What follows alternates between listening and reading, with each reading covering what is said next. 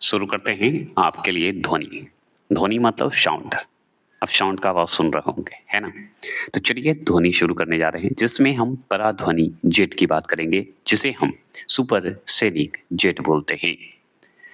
तो पराध्वनि जेट से वायुमंडल की किस परत को मतलब किस परत को क्षति पहुंचाती है? तो हम बताएंगे ओजोन परत को क्षति पहुंचाती है। ये बात तो हम भी जानते हैं और सत्य बात है। अगर मान लीजिए एक्स्ट्रा हम बात करें तो ओजोन परत जो है पृथ्वी के ऊपर एक सुरक्षा परत है, हमारे पृथ्वी का एक सुरक्षा कवच है। समझ गए? अगर वो कवच टूट गया तो हमारे लिए बहुत ही हानिकारक होगा। क्यों होगा? क्योंकि जो हमें सूर्य की हानिकारक जो किरण है उससे नहीं बचा पाएगा और हमारे लिए विनाशकारी हो जाएगा। ये बात तो आप मानते हैं कि नहीं? मानते होंगे। अगर इसी बात की हम और भी चर्चा करें कि किसे मापने हेतु डेसिबल इकाई का प्रयोग किया जाता है, तो डेसिबल शब्द जैसे ही आएगा हम ध्वनि की तीव्रता मापने की बात करेंगे, तो हम डेसिबल की बात करेंगे। अब डेसिबल को अगर मान लीजिए देखा जाए तो उदाहरण के रूप में मान लीजिए हम लोग जो समान रूप से बातचीत करते हैं तो कितना डेसिबल में बात करते हैं, तो 30 से 40 डेसिबल में बात करते हैं। जनरल हम लोग बात जो करते हैं, जैसे अभी भी हम बात कर रहे हैं। और जेट विमान की अगर बात करें, जो जेट विमान है वो बहुत ही ज़्यादा होता है, 140 से लेकर 150 डेसिबल में होता है, जो कि हमारे लिए हानिकारक है कि नहीं? है। चलिए आगे और भी बात करें तो ध्वनि के स्रोत पर परिवर्तित सतह के मध्य न्यूनतम दूरी कितनी होनी चाहिए जिससे कि प्रतिध्वनि स्पष्ट रूप से सुनाई दे सके? अगर मान लीजिए ध्वनि के स्रोत या परिवर्तित जो सतह होती है उसके मध्य अगर न्यूनतम दूरी पूछा जाए, मान लीजिए हम इस जगह पे हैं, आप कहीं और हैं, अगर आसपास अगर बात करें तो उसकी न्यूनतम दूरी कितनी होगी जो कि हमारी आवाज़ आपको स्पष्ट सुनाई देगी? तो हम बताएंगे 16.5 मीटर होनी चाहिए, मतलब 16.5 मीटर होगा तो हम स्पष्ट आपकी बात को सुन सकेंगे। कि अगर सतह से बात करें और टकरा कर जब वापस आती है उसे ही इको कहते हैं, है कि नहीं? कोई भी अगर आवाज़ बोलिए, पहाड़-वहाड़ पे, छत पे चिल्लाइए तो उस आवाज़ को लौटाता है, इको कहते हैं। तो प्रतिध्वनि स्पष्ट रूप से कब सुनाई देगी? जब 16.5 मीटर होगी, है ना? मतलब दोबारा सुनाई दे स्पष्ट रूप से। अगर मान लीजिए हम स्पष्ट रूप से और भी क सवाल की बात करें, दूसरा सवाल कि वायु में ध्वनि का वेग कितना होता है? तो वायु में जैसे ही ध्वनि का वेग पूछे कितना होगा? तो हम बताएँगे 343 मीटर सेकंड होगा। 343 मीटर सेकंड होगा, जो कि समुद्र तल से बताया जा रहा है। और इस समुद्र तल पर जो है 20 डिग्री सेल्सियस तापमान होगा तभी, और भी समुद्र तल पर, ठीक है? अनुरंध शब्द आ जाए लेकिन इंग्लिश शब्द एक ही होगा। और इंग्लिश शब्द अगर आ जाए, हो सकता है देखा जाए तो हिंदी शब्द ना दे तो इंग्लिश शब्द दे दे, तो इंग्लिश शब्द दे दे तो कैसे उच्चारण करिएगा? तो हम इसे बोलेंगे रिवर्बरेशन। ये जो रिवर्बरेशन जो है ये है क्या? तो ये जो है सिनेमा घरों, बड़े जो सभागार होते हैं या सभाघर जो होते हैं, सभा जो बैठाई जाती है आदि में जो ध्वनि स्रोत बंद होने के बाद कुछ देर तक ध्वनि सुनाई देती रहती है, इसका यही कारण बताया गया है। रिवर्बरेशन मतलब क्या होगा? थोड़ा-सा रिपीट होगा, थोड़ा देर तक सुनाई देगा और बंद पिक्चर बाद में भी हो जाएगा, लेकिन सुनाई देते रहेगा। अगर इसका अर्थ की हम स्पष्ट करें, तो याद रखिए जब ध्वनि किसी बंद स्थान जैसे हॉल हो गया, सिनेमा हो गया या दीवार हो गए, तो वहाँ टकरा कर जो वापस आएगी या थोड़ी देर तक गूंजेगी, उसी को हम बोलते हैं रिवर्बरेशन। री मतलब बार-बार, रिपीट, ऐसे ही शब्द को तोड़ सकते हैं। और भी स्पष्ट हम बात करते हैं कि चंद्रमा के धरातल पर 2 व्यक्ति एक दूसरे की बात नहीं सुन सकते हैं। इसका क्या कारण है बता सकते हैं? अगर मान लीजिए आप चंद्रमा पे कल्पना कीजिए चले जाइए, जो गए हैं तो वैज्ञानिक के रूप में ही गया है, ऐसे तो गए नहीं है जनरल इंसान। नॉर्मल बात है, नहीं जा सकते भी। तो चंद्रमा के धरातल पर अगर मान लीजिए कोई व्यक्ति गया है और गया है तो एक दूसरे से बातचीत कर रहा है, लेकिन सुनाई नहीं देता है। तो इसका कारण क्या है पता है? चंद्रमा पर वायुमंडल है ही नहीं तो सुनाई कैसे देगा? है ना? चंद्रमा पर अगर वायुमंडल होता तो सुनाई अवश्य देता, इसलिए सुनाई नहीं देता। तो हम बताना चाहते हैं कि ध्वनि चलने के लिए एक माध्यम ज़रूरत है, मीडियम की ज़रूरत होती है। हवा, जल, ठोस पदार्थ ऐसी आवश्यकता होती है। लेकिन आपको वहाँ पे तो वायुमंडल है ही नहीं, तो वायुमंडल नहीं होता, हवा, जल, ठोस तो महसूस होगा नहीं। अभी खोज जारी है, तो हो सकता है बाद में पलट भी सकता है ना। चलिए, तो हो सकता है एक हिस्से में दिख रहा हो, एक हिस्से में ना दिख रहा हो वायुमंडल, है ना? तो प्राकृतिक है, कब बदल जाए, क्या हो सकता है भविष्य में, कभी कुछ नहीं कर सकते, क्योंकि आगे तो हमारा जीवन ही कब कहाँ किस मोड़ पे खत्म हो जाए ये भी नहीं कहा जा सकता है। इसलिए प्रेम कीजिए और आगे बढ़ते रहिए। आप अपने कर्म में ध्यान दीजिए, अपनी सफलता पे ध्यान दीजिए, भविष्य आपका हमेशा तय होगा। ठीक है? तो किसी भी चीज़ को चाहने की शिद्दत हो या चाहने की जोश हो, जुनून हो, तो अवश्य मिलेगा, लेकिन रास्ते सही होने चाहिए। चलिए, ये सब परिवर्तन दे देता हूँ कभी-कभी, लगता है कि थोड़ा दे देना चाहिए।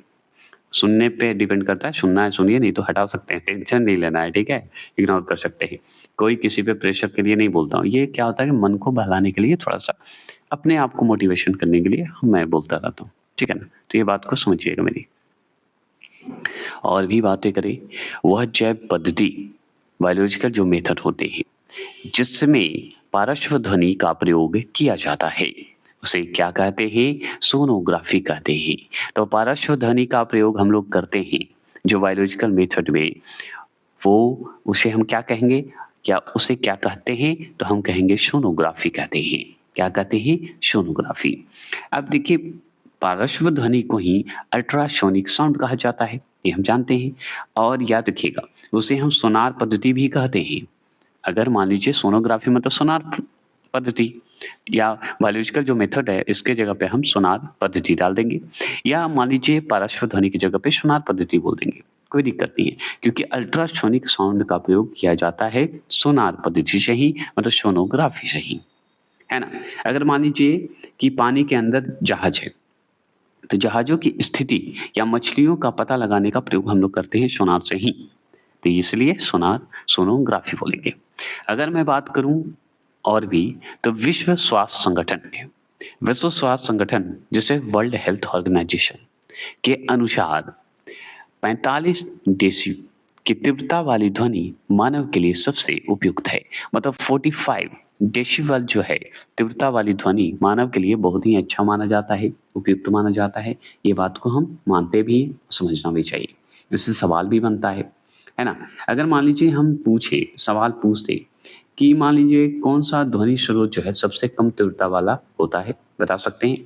तो हम बताएंगे कि पेड़ों के पत्तों का जो सरसराहट होता है वो सबसे कम होता है ना? लेकिन सबसे ज़्यादा अगर पूछ दे तो जेट विमान का सबसे ज़्यादा होता है। तो इस तरह के सवाल हम एमसीक्यू भी ला रहे हैं, आप तैयार रहेंगे और एकदम टॉपिक वाइज़ टॉपिक ही आएगा और आपके लिए ही आएगा। और अगर 100% मैं वादा करता हूँ एमसीक्यू अगर देख के जाएँगे, तो आपका क्वेश्चन अवश्य आएगा, क्योंकि ऑनलाइन ने पढ़ाया हुआ यही है ना? कोई दिक्कत? तो चलिए, डब्ल्यूएच के अनुसार हम समझ गए, डब्ल्यूएचओ जिसे वर्ल्ड हेल्थ ऑर्गेनाइजेशन, जिसे हिंदी में विश्व स्वास्थ्य संगठन बोलते हैं, तो 45 डेसिबल है जो हमारे लिए बहुत ही उपयुक्त है। अब इसी में आगे हम बात करें चमगादड़ की। किसकी बात करें? चमगादड़ की। देखिए, मेरा अगर कोई भी कंटेंट आप पढ़ रहे हैं, तो कोई भी एग्ज़ाम देने जाइए जीके-जीएस का, आपको इस लेवल से ज़्यादा क्वेश्चन नहीं आएगा, और आया तो छूटेगा नहीं। ये नलिनी अकेडमी आपको भरोसा दिलाता है। 1 से 2 बार आप सुन लीजिए। मैं तो ऐसे ही 1 से 2 बार रिपीट कर देता हूँ, और भी बढ़िया से कर दूँगा, जिससे आपको याद होने की संभावना 100% है। और इस इंग्लिश हो या हिंदी हो, उस शब्द को इतना तोड़ता हूँ कि आपको याद होना ही है। तो मैं मुझ पे भरोसा करके आप देख सकते हैं। मुझे, आप जानते हैं, मेरा हमेशा एक कहावत रही है, और एक डायलॉग कहिए या आप कहिए, ये मेरा शब्द है कि आप हैं तभी हम हैं, आप नहीं तो हम नहीं। आप मेरे बिना चल सकते हैं, मैं आपके बिना नहीं चल सकता। आगे चलते हैं। चमगादड़ अंधेरी रातों में उड़ सकते हैं और अपना शिकार भी कर सकते हैं। इसका क्या कारण है?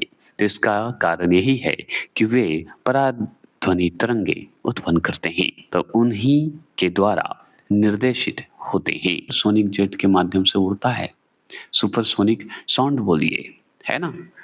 या सुपरसोनिक वेव बोल सकते हैं, तरंग है, उत्पन्न होता है। इससे क्या होता है? चमगादड़ अंधेरे में उड़ सकता है या अपने शिकार भी कर सकता है। चलिए, उसी के अनुसार निर्देश किया जाता है चमगादड़ को। अगर मान लीजिए टीवी रिमोट तो हम हर घर में होता है, तो टीवी रिमोट में किन तरंगों का प्रयोग किया जाता है? अवरक्त तरंग का प्रयोग करते हैं।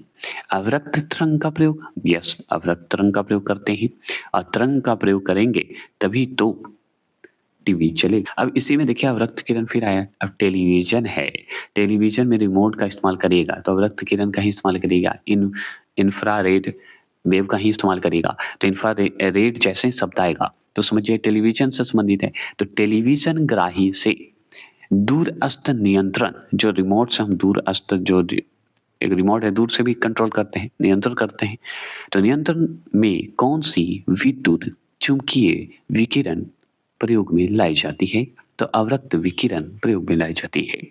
मतलब जो सवाल हम अभी जस्ट देखे कि टीवी रिमोट के लिए अवरक्त किरण की आवश्यकता है, इसी सवाल को बस घुमा दिया है कि टीवी जो होता है, टेलीविज़न जो होता है, उसे हम दूर बैठ के कंट्रोल कैसे करते हैं? तो हम बताएँगे अवरक्त किरण के माध्यम से करते हैं। ये तो सिंपल बात है कि नहीं? चलिए, तो इसी चीज़ को घुमाते रहता है। जब सितार हो और बाँसुरी है, मान लीजिए कोई सितार बजाते हैं, कोई बाँसुरी बजाते हैं, बहुत अलग-अलग शौक है सभी का।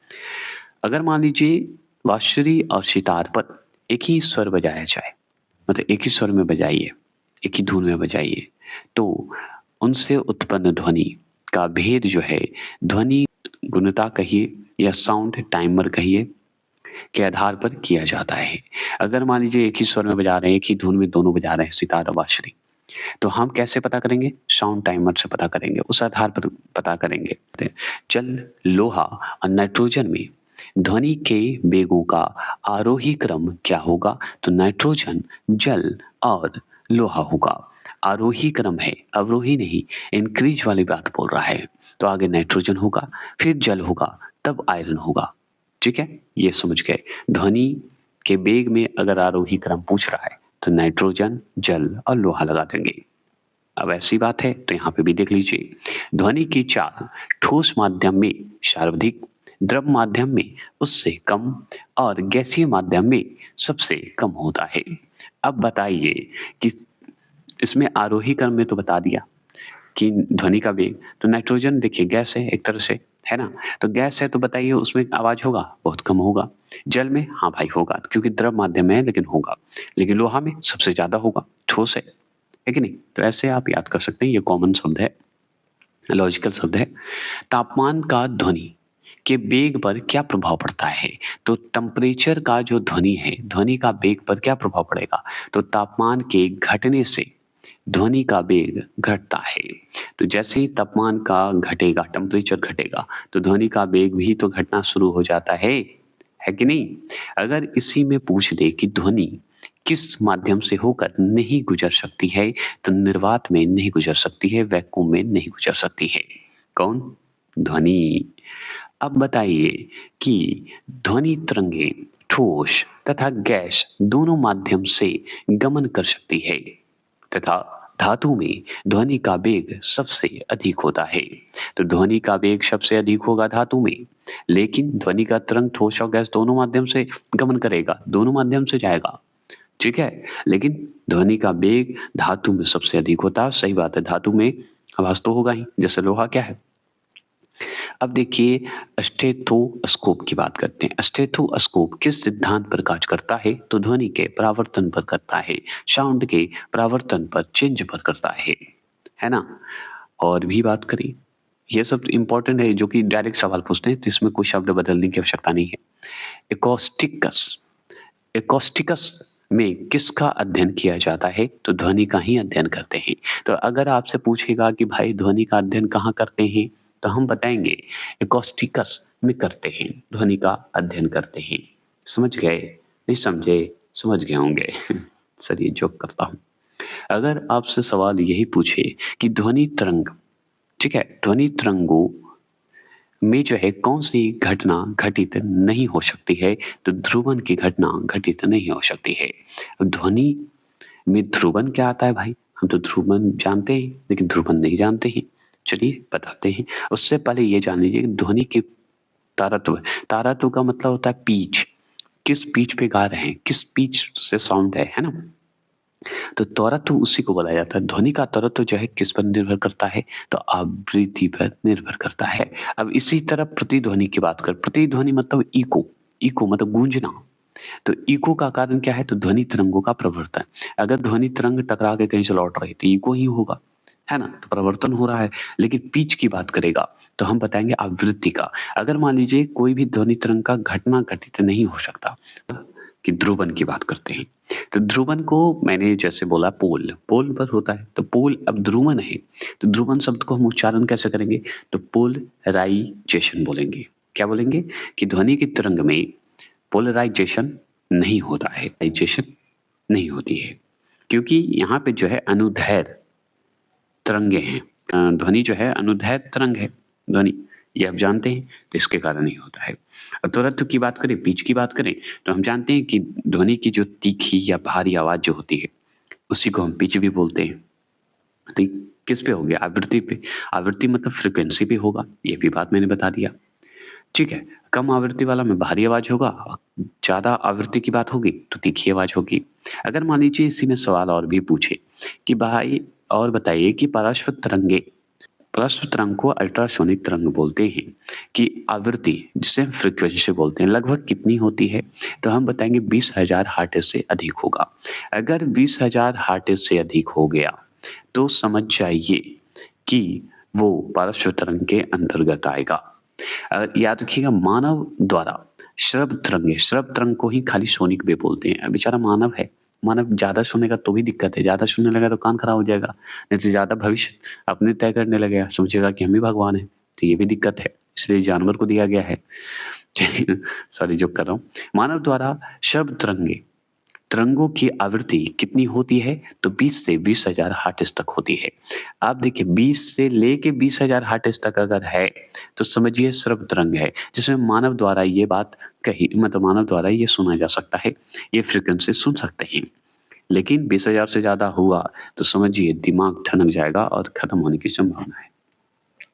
ऐसे बोलूं, यानी आवाज मनुष्य सुन सकता है इतना से ज्यादा, लेकिन और ज्यादा नहीं सुन सकता। अगर मैं और भी देखे पार्श्व ध्वनि की तरंगे की बात करें, तो पार्श्व ध्वनि तरंग जिसे हम अल्ट्रासोनिक ध्वनि बोलते हैं, किसके द्वारा सुनाई जा सकती है या किसके द्वारा सुनाई देती है? तो कुत्ता सुन सकता है, डॉल्फिन सुन सकता है, और मछली द्वारा सुनाई देती है। मतलब डॉल्फिन मछली है ना, तो मछली द्वारा सुन सकती है, कुत्ता सुन सकता है। ये अल्ट्रासोनिक ध्वनि सुन सकते हैं। अगर मान लीजिए ध्वनि ऊर्जा का विद्युत ऊर्जा में परिवर्तन किया जाता है, तो हम बताएंगे माइक्रोफोन द्वारा परिवर्तित किया जाता है। रिफ्लेक्शन कैसे होगा? तो हम माइक्रोफोन द्वारा करेंगे। तो ध्वनि ऊर्जा का विद्युत ऊर्जा में अगर बदलना है तो माइक्रोफोन कहलाएगा। ठीक है, तो ध्वनि ऊर्जा को विद्युत ऊर्जा में बदलने वाली चीज को क्या कहते हैं? माइक्रोफोन कहते हैं। क्लियर? कोई दिक्कत तो नहीं?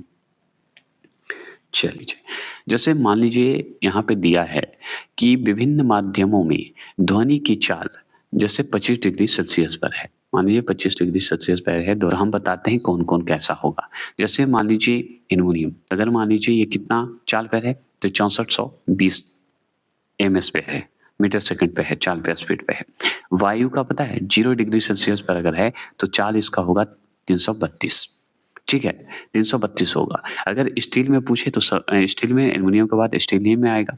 फिर लोहा में आएगा, कितना आएगा? लोहा में 59 50 आएगा, लेकिन स्टील में जानते हैं 59 60 आएगा। समझ गए? मतलब 5960 अगर पूछे तो स्टील का बता दीजिएगा। तो सबसे ज्यादा एल्युमिनियम, उसके बाद स्टील, उसके बाद लोहा तीसरे नंबर पे आता है चाल में, स्पीड में, साउंड में, ध्वनि की चाल के अनुसार देखे तो सबसे ज्यादा एल्युमिनियम, फिर स्टील, फिर उसके बाद लोहा तीसरे नंबर पे आता है। तो लोहा अगर ऑप्शन में ना है तो समझिए स्टील है, स्टील ऑप्शन में नहीं तो एल्युमिनियम। अगर मानिए एल्युमिनियम, स्टील और मान लीजिए लोहा नहीं है, तो आप फिर तीसरे से चौथे नंबर पे कांच को लगा सकते हैं। कांच भी आवाज देता है, इसमें भी चाल होते हैं, साउंड होते हैं। तो कितने होते हैं? 3980 होते हैं। समझ गए? अगर मानिए जल, फिर उसके बाद जल में आ जाइए, तो जल में आइएगा ना तो 1402 बता दीजिएगा। अगर जल 0 डिग्री सेल्सियस पर है तो 4 मतलब 1402 याद रखिएगा, 1402 बता देना है। और उसके बाद जल के बाद तब वायु पे आइएगा, वायु पे आइएगा तो 332। धीरे धीरे चलिएगा। फिर ऑक्सीजन 0 डिग्री सेल्सियस पर अगर है तो 316 होगा। ठीक है, क्या होगा? 316 होगा। अगर मान लीजिए हाइड्रोजन पे 0 डिग्री सेल्सियस पूछेगा तो हम बताएंगे 1286 होगा। फिर देखिए पलट रहा है। फिर समुद्र जल की बात करेंगे, समुद्र जल में आ जाएगा 1533 हो जाएगा। फिर उसके बाद सामान्य जल में आ जाइए, तो सामान्य जल में भी इसका जो है चाल कितना होगा? 1493 हो जाएगा। चलते हैं, इस तरह का सवाल पूछेगा, मैं क्लियर कर दूंगा। अब यहाँ पे सवाल देखिए, ये सवाल आपसे इम्पोर्टेंट है कि पूछता ही है कि ध्वनि स्रोत में अगर बात करें या तीव्रता डेसिबल की बात करें तो हम साधारण बातचीत में कितना याद रखें? 30 से 40 डेसिबल याद रखिएगा। समान बातचीत की अगर बात करेगा डेसिबल में साउंड का तो हम बताएंगे 30 से 40। अगर तेज बातचीत की बात करें मतलब चिल्ला चिल्ला कर बात करते हैं तो 50 से 60 डेसिबल हम याद रखते हैं साउंड में। अगर तेज संगीत जो सुनते हैं या शोरगुल जो होता है, हल्ला होता है भीड़ का, वो 80 डेसिबल से अधिक होता है। तो अगर मान लीजिए हल्ला हो रहा है, तेज संगीत हो रहा है, जैसे मैच खेल स्टेडियम में देखिए होता है तो बताया जाता है 80 डेसिबल, उससे ज़्यादा डेसिबल, है ना? तो ये डिपेंड करता है। अब मान लीजिए पेड़ का पत्ता जो है ना सड़सड़ाहट बहुत कम होता है बेचारा, सबसे कम 10 से 20 डेसिबल। यही पूछता है कि सबसे कम ध्वनि स्रोत के अगर डेसिबल में बताएं किसका होता है, तो पेड़ का जो पत्ता होता है उसकी आवाज़, उसकी सड़सड़ाहट। अगर मान लीजिए सायरन, पुलिस का जो सायरन हो, एम्बुलेंस का सायरन है, वो अगर कितना डेसिबल होता है तो 110 से लेके 120 डेसिबल होता है। और जेट विमान का भाई मत पूछिए, 140 से 150 डेसिबल होता है। 140 से 150 डेसिबल। अगर मान लीजिए इसी में पूछे कि अच्छा भाई जेट से भी सबसे अधिक साउंड किसका है? तो हम बताएंगे किसी का नहीं है। अगर मान लीजिए जो औद्योगिक यंत्र है, संयंत्र है या कारखाने में जो होते हैं, उसमें भी साउंड निकलते हैं, लेकिन 100 से 120 डेसिबल ही निकलते हैं। लेकिन सबसे ज़्यादा जेट विमान से होता है। उसके बाद जो पुलिस का सायरन है, वो उससे होता है और उसके बाद आपको कारखानों से होता है। तेज संगीत और शोर जो है 80 डेसिबल से अधिक हो सकते हैं। हो सकता है 100 भी जाए, 110 भी जाए, तो कोई कहा नहीं जा सकता। जितनी भीड़, उतनी गूंज, उतनी होगी। लेकिन हम लोग जो साधारण बातचीत करते हैं, वो 30 से 40 करते हैं। सबसे कम अगर पूछे डेसिबल तो बताना 10 से 20 पत्ते में होता है, पेड़ के पत्ते में होता है ना? तो ये हो गए हमारे ध्वनि साउंड खत्म हो गए। अब चलिए नेक्स्ट वीडियो आएँगे तुरंत। आज से 2-2 वीडियो शुरू होंगे। आप लोग भी लौट के आ जाइए घर और शुरू कर दीजिए अपनी पढ़ाई।